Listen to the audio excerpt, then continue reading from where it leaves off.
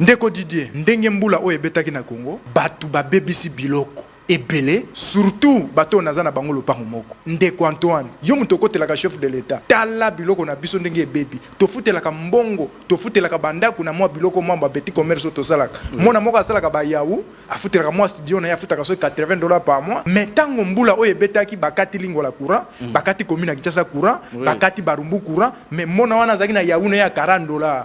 Azoto bolango azoso pango na misu nanga parce que poli atoboli yango na présence na ngai. Maya misu ngai kitanga. Mais azo bisanga lobi mais yo muto leka na media, yo muto kumisa tata mokonzi ekolo. Boni tala ndenge yaou nanga ekomi. Tala ndenge na panzi yango. Na koze su mbongo wapi. Kaka lelo ba ekotika facture ya courant. Ayeli so abitala facture ya courant ba pesinga il faut na futa courant. Alors que mbongo nanga na futa la courant, yango yo na bokaki yaou. Tata président de la République. Muto ya zali na privilège ya ko protéger zali peuple. Lusinde azo kokate. Ngana mituni, Lusinde atanga Fabrice Lusinde na ebité soka tanga si réellement Lusinde atanga ayebisa biso bane oye azwa diplôme ayebisa biso bane oye asiri sa classe bokoki kozwa mutu bonomeye parce que ba entreprise okola Sinel ezali ba entreprise il faut otia technicien parce que yali entreprise à technique agronome te mutu asala bilanga te mutu atubaka ba meme batonga te est-ce que oyebi ke makambo ebele omona Lusinde asala ke to ke pa ntingi ça d'accord pour changer constitution lelo soko tuni na France Bakoma 5e République. Pourquoi Bakoma na 5e République? Parce que ba changer constitution 5 fois.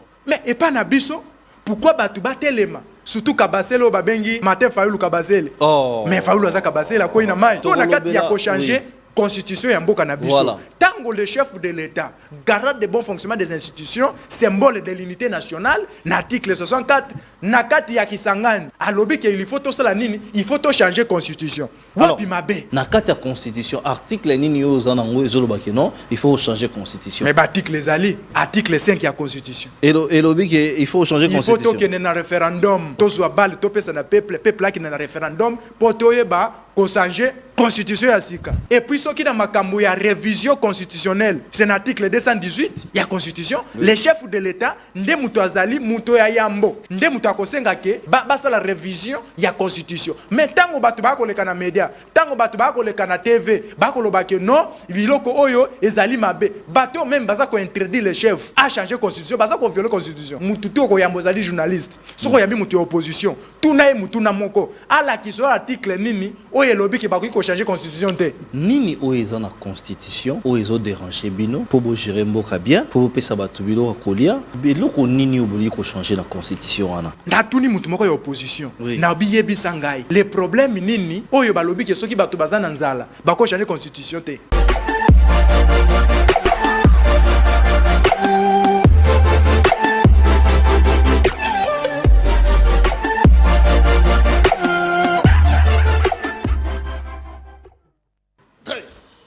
Très bien. Madame, Messieurs, bienvenue. Bienvenue. Vous êtes nombreux à nous suivre. Vous nous suivez de partout. Nous vous saluons et nous vous demandons en même temps d'être branchés. L'émission Vraie Version, c'est l'émission de tout le monde. C'est ton émission. Voilà pourquoi nous demandons à ce que nous puissions partager la nouvelle. Dire aux uns aux autres, aux voisins, aux voisines que une émission d'instruction, une émission d'information, une émission d'analyse, mais une émission d'échange vient de commencer. Et comme vous le savez que lundi, nous recevons, nous traitons un dossier avec un homme de Dieu. Mardi, nous traitons le dossier. Mais demain, à partir de mercredi, on commence les grands et les chauds débats que vous allez aimer, bien sûr, et que vous aimerez. Donc, nous sommes dans la diversité pour essayer de vous donner ce que nous avons de mieux. Vous savez que l'actualité est brûlante.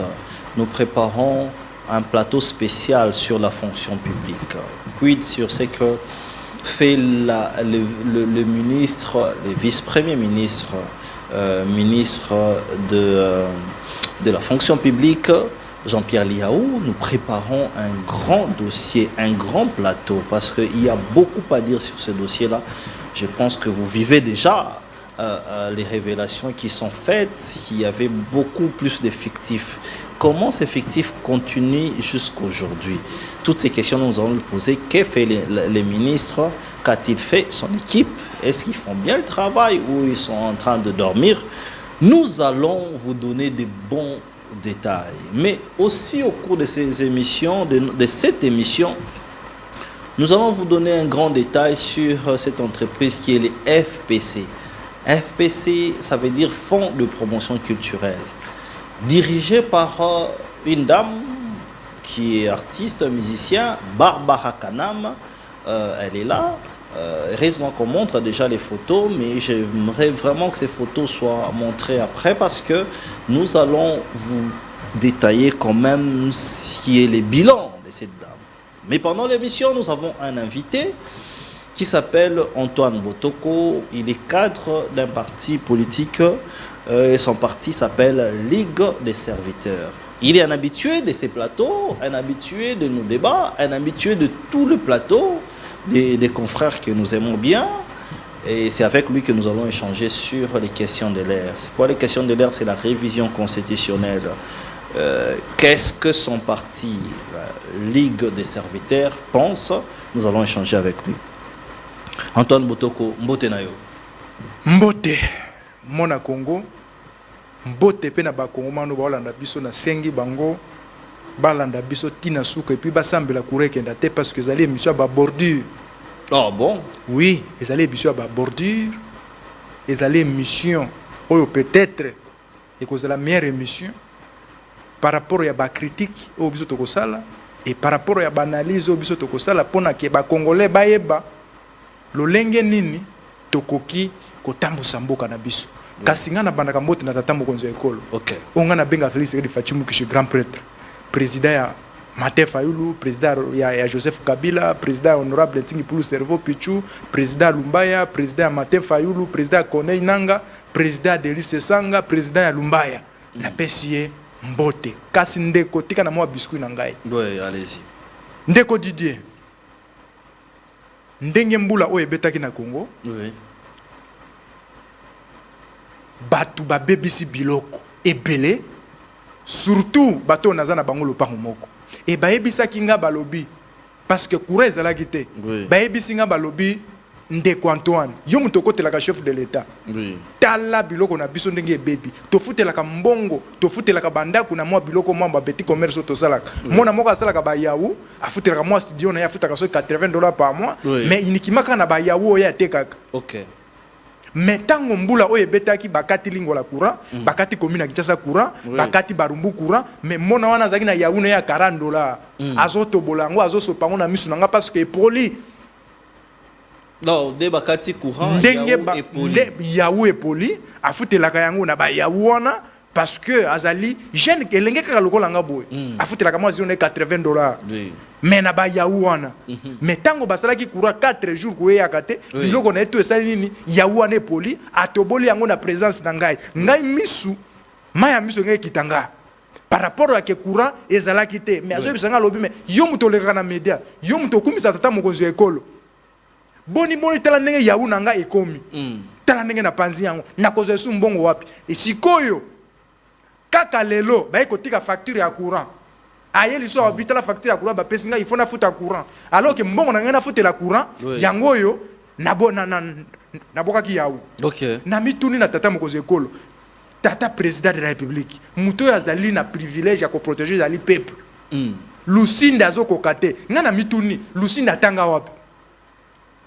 Fabrice Lusinde. Mais Fabrice Lusinde. Na ebité soka atanga. Si réellement Lusinde atanga, aye bisabiso bané oye azwa diplôme, aye bisabiso bané oye asili sa classe.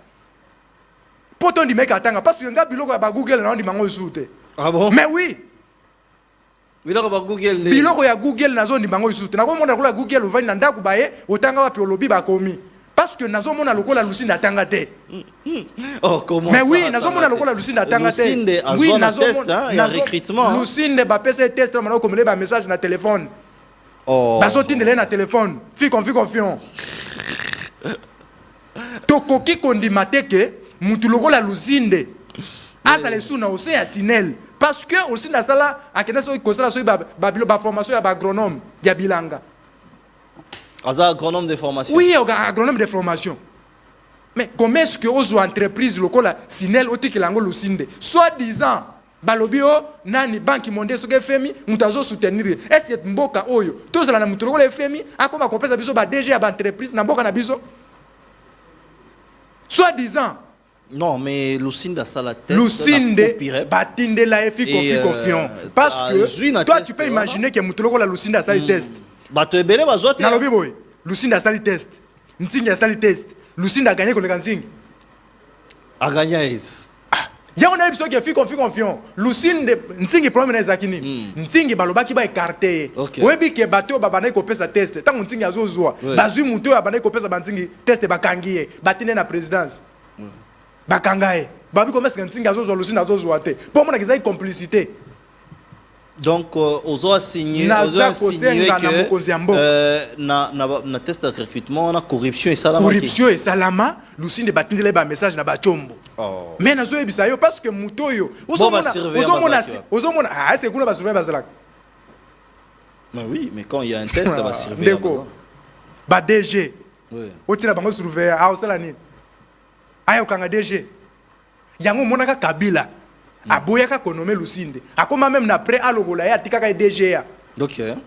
Parce que amonaka que Lucinde azali incompétent. Yango biso to sengi na président de la République. Na ebité soki pourquoi ordonnance ango zo umela. Il faut longola biso Lucinde azo mérité te. Bazwa parmi ba administrateur o bazali compétent. Batia bango na Sinel. Batia nani? Mais batia Ntingi Pulu na Sinel. Ah, wana ozo rêver c'est que Ntingi j'assume. Pas Ntingi akiko tinanga te. Mais tu as souffrir pour mutu moko te. Mais à son expérience j'ai dit ceci. À son expérience au lelo a pour relever problème ya Ntingi Pulu azali une expérience. Uta Kabila Ntingi abane ko contrôler ba cabine ya ville province tout ya Kinshasa. Ou Lucinde atikala ko sala. Est-ce que ebiki lelo snel wana il faut en parler. Lelo Lucinde a un problème te parce que ba turbine za kala consommation comme belé. Est-ce que ebiki makamwa nyoso wana eza faute na été? Eza faute na parce que ye mutazali DG. Eza ne place azoye besika ya ko bandate esika pa ko sukela te. Eza logo landenga na zabo inga na sala journalisme te. Tomona bomona ba dérapage même na journalisme. Ozomona mutu muso asala journalisme te ayika mbala moko ba bordi. Tout mais azoye bateke. Voilà, déontologie à journalisme.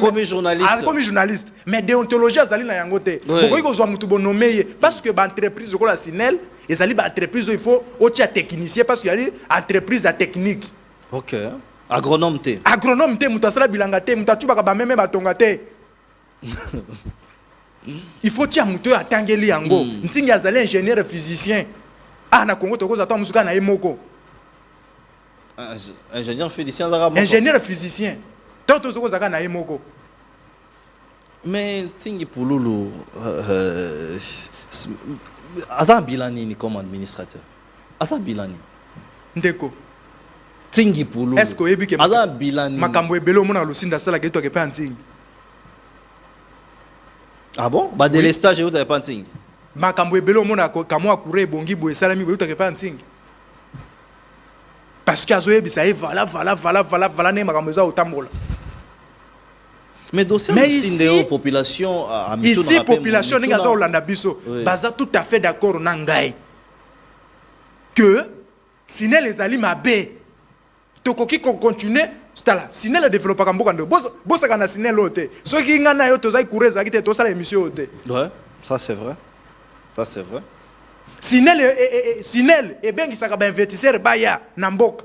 So ba moni ke kuna kure vanda kimia ba investisseur ba koya parce que ba entreprise et ko fonctionner l'électricité. OK. Même ba projet ba métier. Même ba projet ba minerai, même bateau ba fungula ba cabine, même bateau ba fungula ba cyber, même bateau ba betsa mikanda, même bateau ba sa ba photocopie. Il faut courant. Donc c'est un secteur important. C'est un secteur important. Il faut placer un compétent ou un technicien au sein de l'entreprise ya Sinel. Tokoki ko travailler te na batu oyo inikimaka kayemo ko kane mutaza mundele. OK. Bisote. Oh, aza mundele te aza mutu mwini. Bon le sina aza mwini. Aza mundele? Aza pembe. Aza pembe aza mundele. Mais ko na linga to benga nini? Mundele te. Est-ce yo posa mundele te? Antoine Botoko, Ligue des serviteurs. Voilà. Aujourd'hui, Toko a un débat. Les lots, ça fait bouger partout.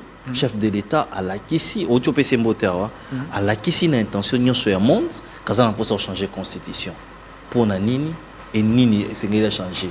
bato babebisi balobi directement que Félix Antoine Tshisekedi obino bozo soutenir azana posa en fait abriguer mandat mosusu yango moni azolinga changer constitution. Ndeko, merci beaucoup encore na mutuna parce que zali mutuna we ba kongomani nyonso tout mikolo ba fungoli matoi po balanda constitution elingi échangeame na kati ya ko changer constitution tozala ko bele na biloko misato. OK. Na ko changer constitution ba congolais bokanga tozala na bele biloko misato. Misato. Na biloko wana misato eza nini? Ya liboso. Oui. To bandi na batoyo bazalaka oui pour na ko changer constitution. Ya liboso. Tozalaka na oui na bateau pour changer constitution. Donc ils ont un bateau baza d'accord. D'accord, là ko la biso. Okay. Toza d'accord pour na ko changer constitution. Yo posa d'accord. Na d'accord pour na changer constitution et ya mi balé tozalaka na bateau balobaka non pour na ko changer constitution. Ya mi balé zalaka na non bateau ba ko changer constitution et ya mi sato ya bateau bazalaka net. OK. Oye pa na bango balobi ah makamuna bango basala na bango. Basala na bango etalinga te. Etalinga te. OK. On a biloko wana misato. Mais na kati ya biloko wana misato. Tokoki koloba te que il faut mutu ya lobi non, il faut toyo ke la parce que ya lobi non. Non. OK. Et puis na bino pe bateau pe balobi oui. Oui. C'est ngeli te ba yo ke la voilà, bango balobi oui. Oui, ezali droit ya mutu na mutu. Oui. Yango na lobi ke ezali droit ya mutu na mutu nyonso. OK. Et de deux, bateau ba changer la constitution, bazali bateau yo bazala kaka na pouvoir. Nde bateau ba changer la constitution. Bateau bazo diriger, nde bateau basala kanini ba changer la constitution. OK. Lelo, ce qu'on tourne en France, beaucoup ça ba recherche na bino, ba koma 5e république. Ba français. Pourquoi ba koma na 5e république? Parce que ba changer constitution 5 fois. Oui. Nde ba komi na 5e république. OK. Mais et pas na biso, pourquoi batu batelema? Surtout kabasele o babengi Martin Fayulu kabasele. Oh. Mais Fayulu aza kabasele akoyi na mai. Akoyi na mai. Akoyi na mai. Hein? Tokota yango. Tokota yango. Mais si on a kati ya ko changer oui. Constitution ya mboka na biso. Voilà. Tango le chef de l'État, garant de bon fonctionnement des institutions, symbole de l'unité nationale, l'article 64, nakati ya Kisangani. Alobi que il faut tout cela nini, il faut tout changer constitution. Wapi mabe. Non, mais balobi que il y a Giraki, il y a qu'on respecter constitution wana. Nakati ya constitution article nini yo zanango ezoloba que non, il faut changer constitution. Mais article les ali. Article ni. Article 5 ya constitution. Et lobi que il faut changer constitution. Il faut qu'il y ait un référendum.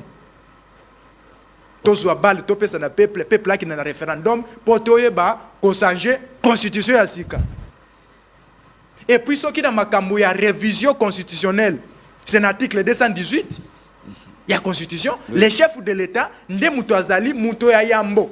Nde muto akosenga ke basala nini ba changer basala révision ya constitution. Mais tango batu ba ko leka na média, tango batu ba ko leka na TV, ba ko loba ke non, biloko oyo ezali mabe. Bato même baza ko interdire les chefs à changer constitution, baza ko violer constitution. OK. Tout ce que oyo za ko tinda mutu to ko yambo zali journaliste. Soko yami mutu opposition. Tout na mutu na moko. Ala ki so article nini oyo lobi ke ba ko changer constitution te. Nini oyo eza na constitution oyo ezo déranger bino pour bo gérer mboka bien pour pesa batu bilo kolia ou soit biloko nini oboli ko changer la constitution wana. Ozana temps lobela biso. Voilà place opposition place aza okoya na place wana. Natuni mutu moko ya opposition oui. Na biyebi sangai les problèmes nini oyo balobi ke soki batu bazana nzala bako changer constitution te yebi sanga article yango. Mais bino baponaki bino pona changer constitution te baponi chef de l'État pona changer à améliorer conditions ya population. Ça tout à fait d'accord on a place. Oui. Tout à fait d'accord on a place wana. Au moni ba congolais nyos. Hein? Ba ça tout à fait d'accord pona changer constitution. Congolais nyonso asa tout à fait d'accord pour na changer constitution mais congolais bazo réclamer de kolia. Oui. Si on peut na opesa kolia wana il faut changer constitution. Ezali kuna te. Ya on a ebisa ki OK.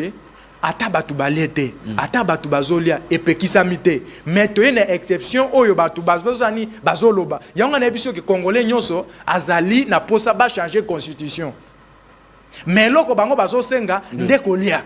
Mais nini oyo et c'est persi binoté et empêcher bino bo gérer yango dit ko changer constitution na dotanga so taina ba réseau hein au mona bato alobi que non Augustin Kabuya alobi que soki tata mokonzi a gérer ndenge sengela kité et la kisi parce que constitution des ont empêché nini oyo nini oboli ko changer pour peuple peut foyer baba intention na bino nde kona koyebisa oboye peuple a koyeba ba intention na biso peuple a koyeba ba intention na biso na wapi na bizale na biso omoni constitution ya mboka na biso constitution ya mboka na biso esalama na mboka ya bapaya na kati ya constitution ya mboka na biso ebima na 1+4 salama mboka bapaya oui na 1+4 tango bolobi pe que ça et ça mboka bapaya et pas bapaya mais ba congolais ba bimi déjà ba congolais o ba comment constitution na ba bimi hein ba Rubero bazalaki. Bon, Roubero Aza Congolais. Ah, Roubero Aza Congolais. Oh, Aza est vice-président dans non, Roubero Aza est nationalité, Roubero Aza Rwandais. Oh, on a une nationalité, il y a Roubero. Mais nazo bisayo. Roubero Aza Rwandais. Oh, Aza qui Rwandais. Oh, mais même il me reconnaît tout ça. Roubero. Oui. Azarias Roubero. Oui. Oh. Aza Congolais. Oh. Tango ba oloba makambo ya banini, on mona Roubero take ko se réfugié ba lingi ba boma ba Rwandais. Est-ce que Roubero Azaki non seulement vice-président, Roubero Azaki ministre Nabino, il y a union sacrée. Roubero Azaki ministre Nabino. Nana lukoki basala minembwe. Nana ngasala minembwe. Okota ngala article 4 de la constitution pardon. Article 4 de la constitution. Oui. Oui, kota ngala article 4 de la constitution, okomona que Roubero tanga article 4 de la constitution. Oui. Alingaki akende ko créer minembwe pona batu oyo bazalaki na posa na article 51 ya constitution ba créer bango espace na bango pona ba koya ko vivre. Obi article 4 ya constitution, oui, constitution. Et l'obi boy. De nouvelles provinces et entités territoriales peuvent être créées par démembrement ou par regroupement dans les conditions fixées par la Constitution et par la loi. Voilà. Na même qui on article 4, malgré tout na sauté article 50 pour pas comprendre. 51 Constitution. Article 51. Dans la Constitution, oui. On dit ceci. L'État a le devoir d'assurer et de promouvoir la coexistence pacifique et harmonieuse de tous les groupes ethniques du pays. Il assure également la protection et la promotion des groupes vulnérables de toutes les minorités. Il veille à leur épanouissement. Voilà. Réponse à l'article 51. Oui. Il y a un article 4 de la Constitution. To balobi, to protéger groupe ethnique minoritaire. Oui. Yebisanga groupe ethnique minoritaire ni zana depuis nous du Congo. Tozana 250 groupes ethniques. Oui. Même minoritaire ezate. Ezate. Tozana 250 groupes ethniques na République du Congo. Wapi groupe minoritaire et tout wapi. Et puis to permettre ba épanouissement les angeli ngolo bagé. To permettre bango pa panzana Congo mobimba. Donc yango ne bo simba mandaté. Mandat. Chef de l'État lobaki yango très bien lobi na koya ko simba mandaté. Président lobaki. Mandat bo simba te. Président lobaki yango akosima mandaté et puis ako créer groupe. Ya batu okoyeba ko étudier babiloko wana nyonso. Très bien. Mais ndeko Didier oui, na lobane loko. Et so yoka constitution ya mboka nini? Oye kenda ko bima na bako. Oui. Ya mboka nini? Oh constitution ya France, oh ya États-Unis, oh ya Brazzaville, oh ba kende na mboka moko boye pona ba accord, ba ke ba yokani ba bimisi constitution. Ya mboka nini? Ba yebisa biso. OK. Constitution moko te ya pays moko oye bima na ba accord ezate sauf constitution ya République démocratique du Congo. Nde yango wana permettre batu bakota ba Rwandais baya bakoma ba général bakoma ba ministre bakoma na ba place wana o biso tozali. Ndeko moko akomi boye. Alobi, avant de continuer, abi, salut PSTV, c'est Bruno, les motocyclistes. C'est la deuxième fois que j'interviens dans votre émission. La première fois, j'avais intervenu sur Jekoko et Ngobila sur la démolition abusive des bâtiments et de la population. Vous m'avez traité des sous-hommes. On ne t'a jamais traité des sous-hommes. Ici, on ne traite pas les gens des sous-hommes. Cette fois, les sous-hommes posent la question à l'invité. Aujourd'hui, l'IDPS au pouvoir, les pères Etienne Tshisekedi étaient parmi les gens qui ont fait, écrit. Aujourd'hui, la modifier n'est pas trahir la mémoire, élaborer la constitution. Non, et trahir, papa Tshisekedi a boya constitution, a besoin de Bien, ça parmi les co-rédacteurs, les signataires. Aboya Kayango. Aboya constitution. Très bien. Alors, ça va se faire comment constituer changement yango parce que les lots population t'aime ba opposition bien que bobenga ba opposition anzala ba télémeli bino kaka bango te église catholique au billet d'ambongo yé pas lobi que ça ne marchera pas boye bien église catholique yene mutayeb sa kabila kya kendea bobo sa église catholique te ngakuta na catholique na longwe Maintenant catholique na koli na catholique famille zumba na catholique na longwe. Olongwe catholique. Oui na nde na ozonga abu da isi ba mère na bolongo.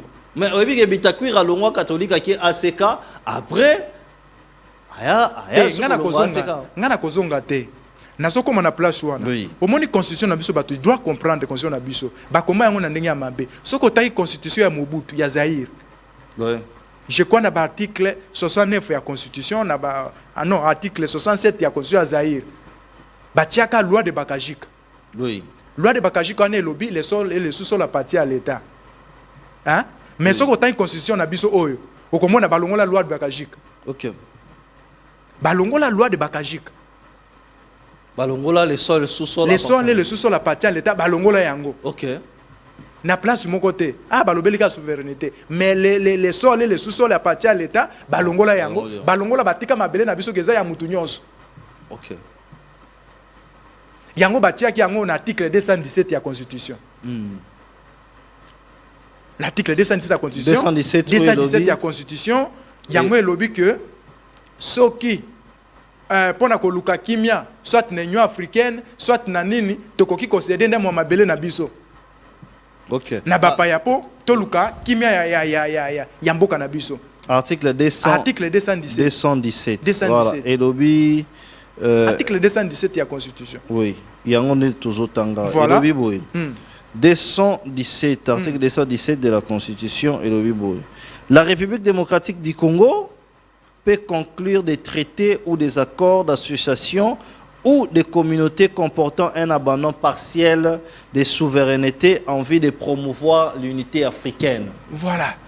Et nous le banni. Et nous le ce qui est là, RDC. To moni ke ba conflit eleki to moni ke makambu eleki ndenge Rwanda asa kotinga mabiso to koki kokende ko traiter ba accord o ekoki kondimisa biso to tikanda mo mabele na ndemo mabele na biso pona kimia ya Union africaine. Oui.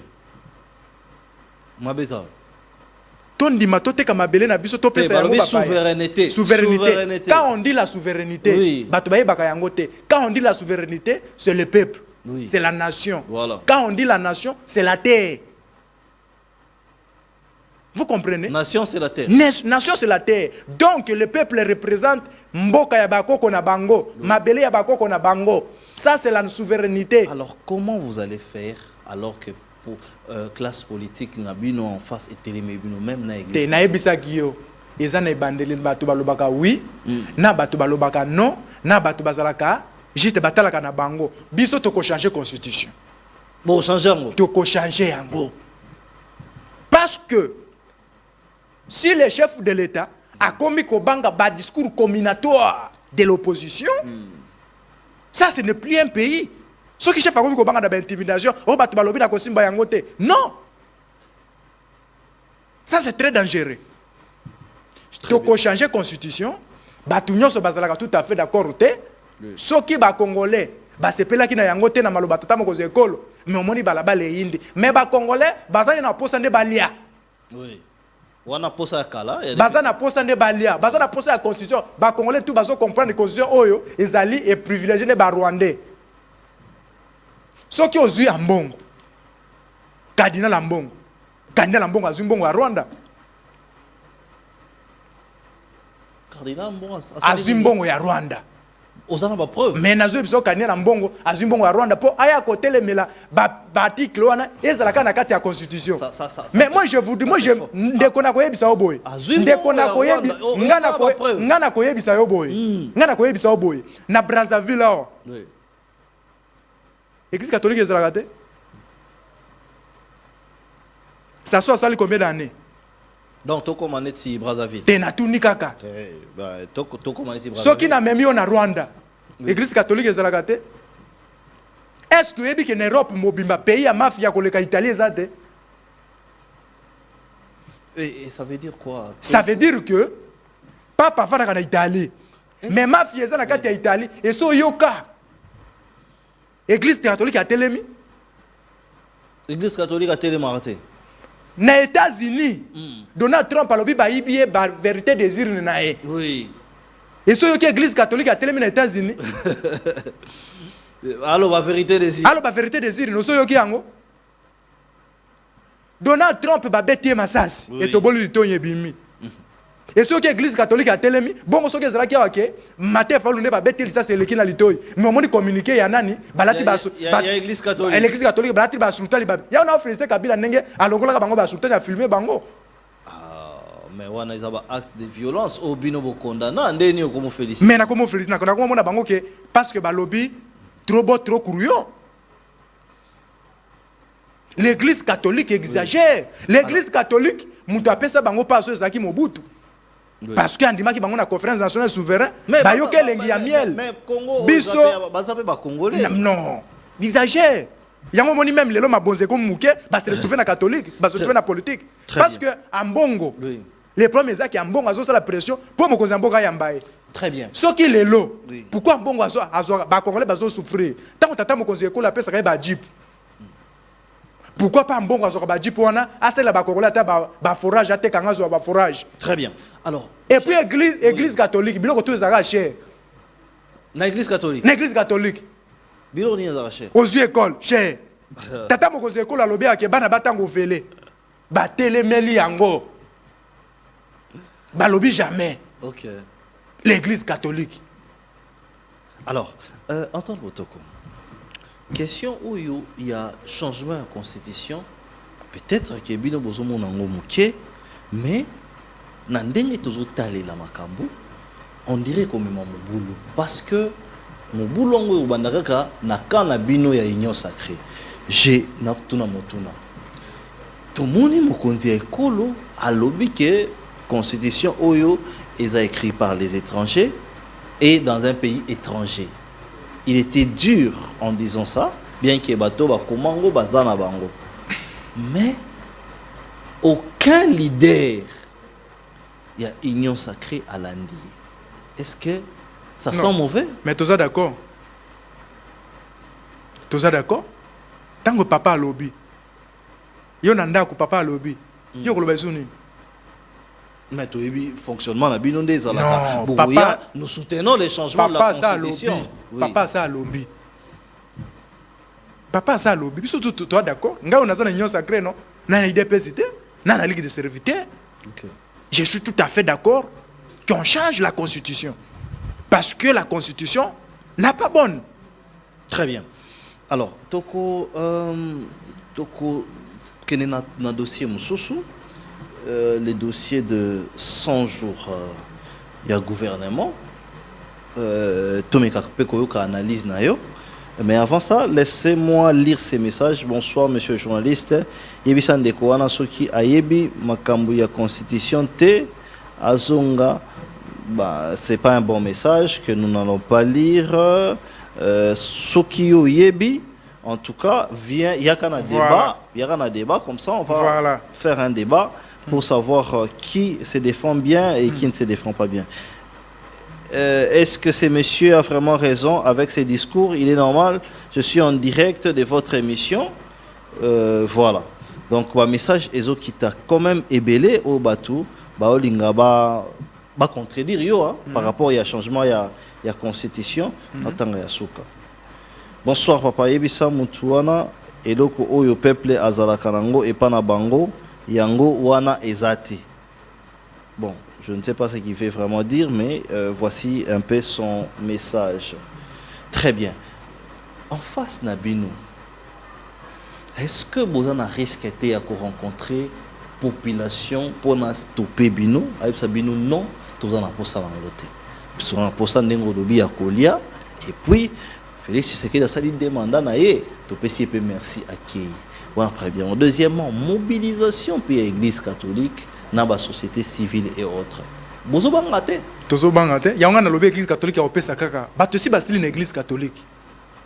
A kopé saka ba église na e. Il y a un peu to ça peut bato ya union sacrée. Ce qui église catholique a pesi église qui va ça ba marche. Bino pe bokende pe boko tapé kuna pe na église. Ba ki ça pe ba marche. Ba ki ne kopé na marche ba ça pe marche. Parce que nzamba za mutagiste. OK. Ce qui lelo balobi ke football les alaka et nzambe te parce que nzamba lingaka te abotola moko victoire pesa oyo te. Nzamba za mutagiste. Ce qui lelo balobi que église catholique a pesi ba église ndenge mesana ko pesa ba église. Oyebi ndeko. Est-ce que oyebi ke bato ba balate bazaka na kanda? Muto ya balate. Oui. Muto ya botate. Est-ce que oyebi ke benspina bango ezaka ndenge nini? Ezakande. Ce que moni bana otu ba utaka séminaire. Oui. Ah, bazaka na santé ya malonga te. Mais nga na zo yebisa oboy. Tout ça ezali cause de l'église catholique. Ce qui muto ya kufa, muto ya balate, muto ya botate. Oui. Ata ce qui yo kufi. Est-ce que vous en avez posé na o? Yazane na mwana te, azane na mwasi te. Bakapanga lelo bakufa, ezana eta l'église catholique na nini? Oui. Rosi mukenda kufa, eta l'église catholique na nini? C'est-à-dire que tali bango na eloko moko te. Biso batoyo, tango bango bazolo ba bato peuple. Ngai nazali peuple te. OK. Ngai naza peuple te, ngai naza peuple. Siko bango baleki nga na nini parce que tolobi na conseil biso nyoso toza égaux devant la loi. Très bien. Siko bango bato bazolo ba ke o peuple. Siko ngai naza nani? Nga naza nyama. Yo posa peuple. Nga naza peuple. Peuple ozo soutenir changement. Mais oui balobi congolais moko aleki muninga azate. Ngai pe naza peuple nazo soutenir changement ya constitution. Biso to ko banga mutu moko te. Oui. Constitution ekozala changer et puis lo le koko. Soyez pas venu mon manifestation bino bosala. Lo le koko ya te. Opposition soyez Lo le koko ya te. Mabele pe ko baluka te. Soki bango pe babandi biso pe to ko banda pe ya biso. Ah bon? Oui. Bino bosala manifestation ni. Biso to ko marcher pour na ko changer constitution. Et puis to ko changer yango pour na bato yo basa na posa basa la nini ba changer pouvoir. Est-ce que ko tangela nga article 74 je crois si l'article 74 na linéa de boy. Très bien. Tozo tanga article yango lelo na constitution, lelo na constitution. O te aloba ki eloko moko eza na constitution te. Naza na constitution. Article 71. Je crois la non 74 ou 74 si ça m'abuse pas. Voilà, 74 article 74. Na linéa de na yango. Voilà yango yo. Voilà. Article 74, alinéa 2. Voilà. Non, Ezaka 74, oui. Moi, les 74, c'est simple. Ezaka 74. Bon, soit tu le autant en soit le les présidents de la République élis entre. Les présidents de la République élis entre en fonction dans les 10 jours qui suivent la proclamation des résultats. Non, article 64 plutôt. 64. 64, voilà. Je crois. Tout Congolais a le devoir de faire échec à tout individu ou groupe d'individus qui prend le pouvoir par la force ou qui l'exerce en violation des dispositions de la présente Constitution. Linéa D.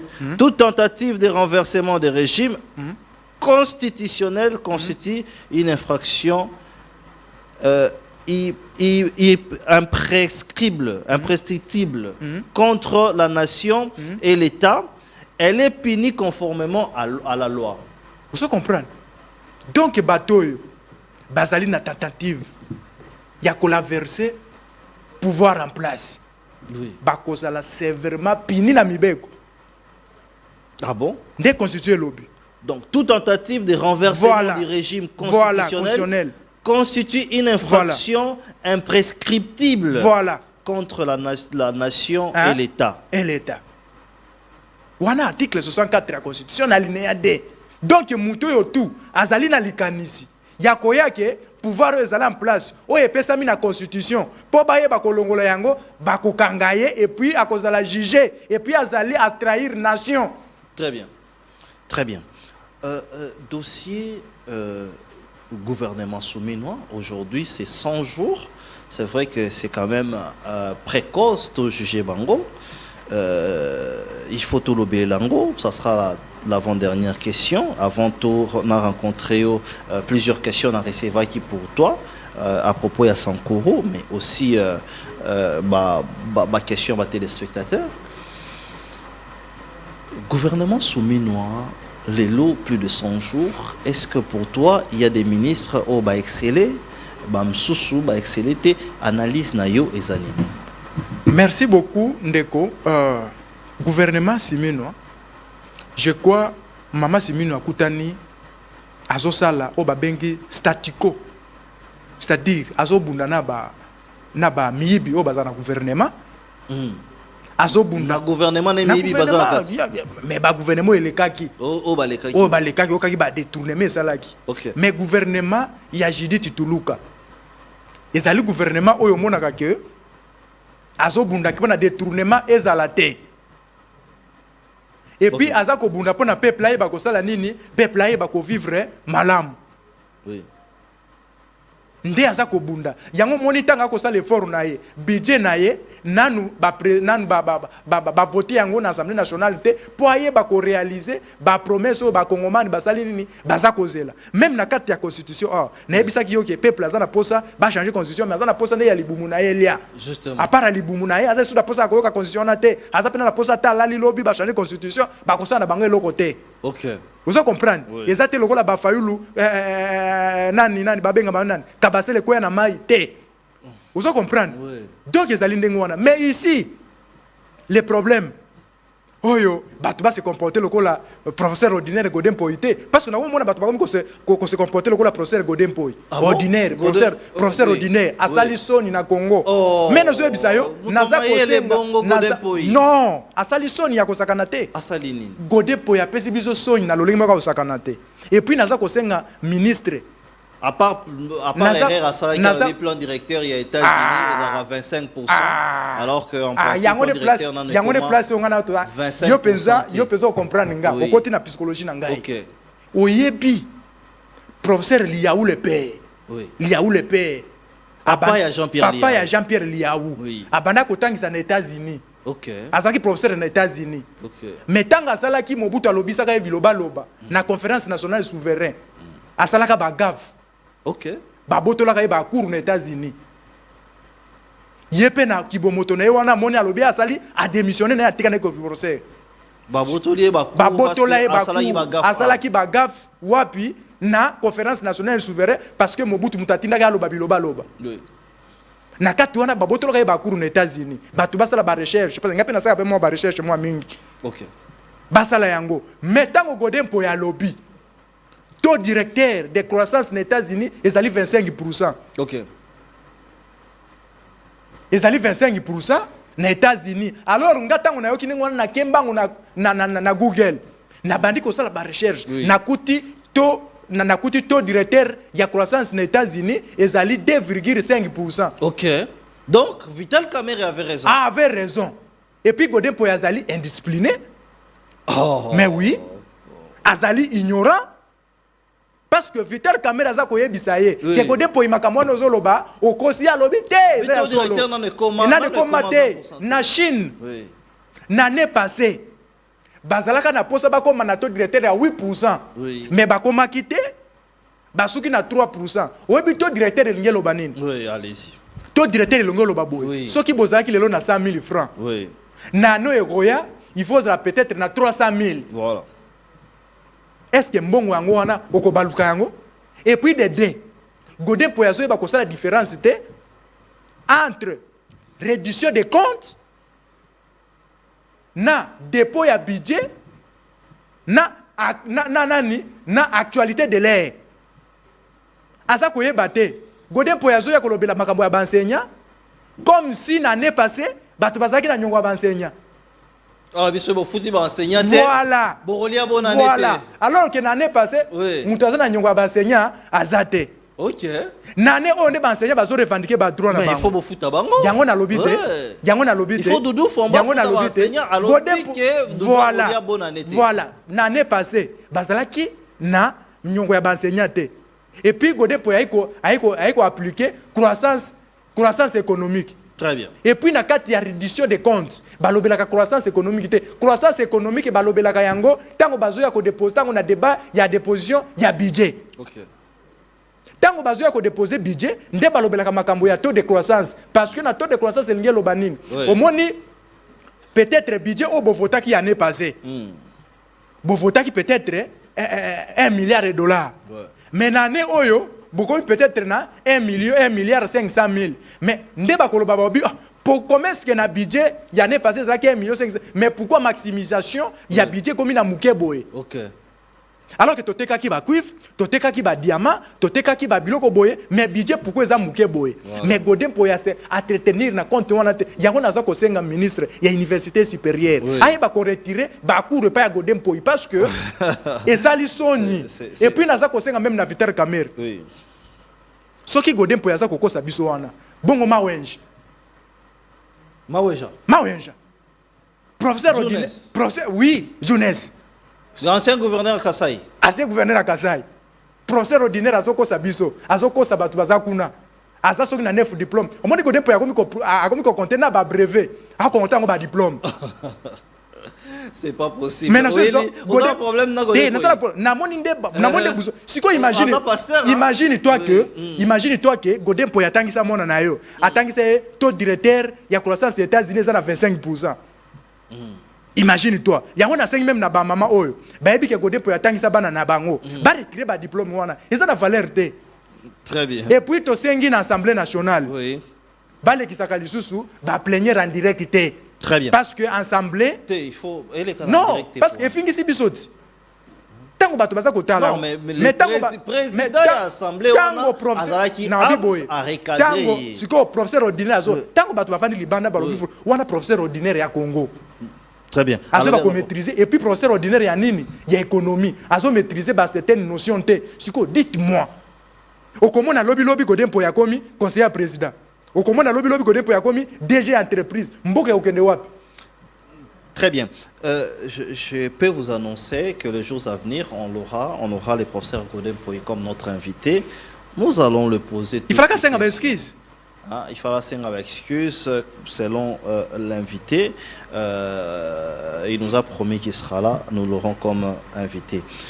Tomeka Otanga ba message et puis on va conclure parce que je vous avais promis, chers téléspectateurs, que nous allons essayer de lire les messages.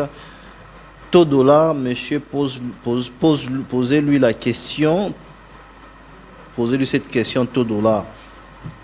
Il n'arrive même pas à répondre à votre question et il ne maîtrise même pas la constitution et l'objectif. Ils veulent faire souffrir le peuple. Il y a des gens qui souffrent avec les transports, la décision de transport. Ils vont faire souffrir bateau. Vous ne voyez pas, tu passes sur les plateaux, tu dis, bon, il faut être un peu élégant. Alors, que Marambo Transport, ils allaient. Bonsoir, ndeko journaliste. Idée à chef de l'État, ils a bien. Fallait qu'on change la constitution Oyo, et ils a bien été de soutenir chef de l'État, sinon Mboka, pesa raison à raison à Sima. Douda Ngoyi depuis Istem. Il y a des gens. Papa, beaucoup changer constitution Oyo, Eza Mabe, ou commis Kombote. Monsieur le journaliste, bonsoir monsieur le journaliste. Yebisan de Kouana Soki Ayebi Makambu ya constitution te Azonga Nandaku. Alobi France échangea constitution 5 fois. Argument clair, mais Pesabiso argument boliko changer constitution. Monsieur Guillaume depuis Massina, quartier 1. Alors, France échangea 5 fois, mais il faut opérer ça argument. En 1 minute. Yango topesi ba argument non? Oui. Constitution ya mboka na biso ezali malamu te. Ok. Toi tu peux imaginer président de la République, muto azali redevable devant la population. Président de la République muto anomaka ba ministre, mais président de la République azali na droit te ya kolongola ministre. Et c'est constitution ezali malamu. Très bien. Alors, chers téléspectateurs, je vous avais promis de faire un point, une mise au point par rapport au dossier FPC. C'est quoi les FPC? FPC est une entreprise Oyo, c'est une banque, c'est un fonds de promotion culturelle. Cela veut dire quoi? Les constituants a prévu que pour que culture et mata, il faudrait ça un fonds moko européen ça y est et puis ça va culturel nion surtout confondu un fonds n'a pas projet n'a bango n'a pas programme n'a bango n'a pas production n'a bango et autres. Nous en avons beaucoup hein. Il y a beaucoup de fonds, il y a les FPC, ça c'est pour entrepreneurs à niveau industriel, il y en a plein. Mais les fonds pour des promotions culturelles depuis un temps est géré par une dame qui s'appelle Barbara Kanam. Montrez-moi son image pour que les téléspectateurs voient quand même. Voilà ces photos. Alors, depuis que Madame Barbara Kanam, la DG, est là, les artistes et les culturels nous appellent pour nous dire que Madame Barbara Kanam ne fait rien. Sans compter les artistes, il y a notamment aussi et les agents et les gens qui sont dans la haute, dans l'hiérarchie de cette entreprise, qui m'ont appelé pour me dire que ça ne va pas là-bas. Il faudrait que vous sachiez que Madame Barbara Kanam a un PCA. Je sais qu'à un moment donné, nous avons géré ces tensions-là pour qu'elles soient calmes parce qu'il n'y avait même pas d'attente. Mais j'ai reçu la communication du président de la SONECA. La SONECA, c'est la structure de droits d'auteur et droits des artistes où ils disent que ces fonds-là ne fait rien du tout. Montrez-moi les photos quand même de Madame Barbara Kanam pour que Batouba Ebaka. Ils ne font rien du tout. Il n'y a pas une très bonne collaboration entre eux et les artistes. Les artistes que Madame Barbara Kanam, qui est elle-même l'artiste, qui doit gérer. Mais il n'y a pas une coopération, il n'y a pas une collaboration. Mais quand j'ai fouillé, j'ai vu que les fonds de promotion culturelle, exactement, ils ont donné l'argent aux gens qu'on a appelés des artistes. Après, il faudrait que Tolandela Toyeba réellement, si les gens qui ont bénéficié de l'argent il y a quelques mois passés sont des artistes, ils ont réparti ça dans les provinces. Et nous sommes en train de vouloir enquêter. Et là, nous demandons l'implication du PCA, Emmanuel Dioko. Montrez-moi le visage du PCA Emmanuel Dioko, qui est l'ancien président de la Ligue des Jeunes. Voilà, il est là. Il est même avec les chefs de l'État.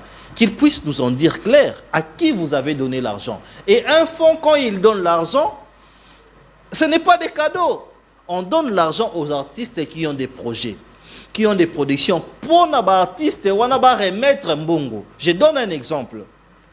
S'il y a des productions, par exemple, des artistes et musiciens, vous allez donner de l'argent. En retour, s'il y a vente des billets, ces artistes-là doivent remettre l'argent à fond pour permettre aux autres. Mais l'argent que vous avez donné aux gens, plus de 40 personnes qui ont réussi à chacun 4 000 $, 3 000 $ et tout. Est-ce que ça va être quelque part? Mais maintenant, dites-nous, l'argent qu'on a donné à ces gens-là, ça servit à quoi? Ces artistes-là, aujourd'hui, peuvent justifier l'argent qu'ils ont reçu. Si ce n'est pas vrai, mais je demanderai aux artistes qui m'appellent, allez-y en justice. Dites que votre argent, les fonds de promotion culturelle là-bas, il y a détournement. Parce que c'est bon, c'est qu'il y a une histoire qui n'est pas bien gérée. Nous sommes en train de suivre ces dossiers et nous allons vous dire plus. Nous allons vous dire qui ont perçu l'argent. Est-ce que cet argent-là perçu est retourné? Restez branchés sur nos antennes. Bonsoir chez vous.